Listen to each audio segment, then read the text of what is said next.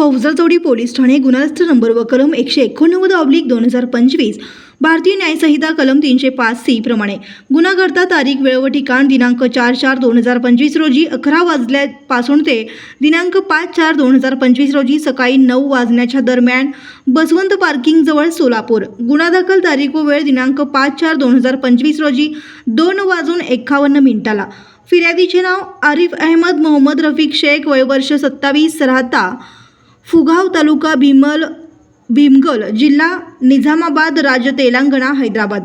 आरोपीचे नाव अज्ञात चोरटा, गेलेला माल 25,000 रुपये, एक विवो कंपनीचा विवो मॉडेलचा मोबाईल फोन।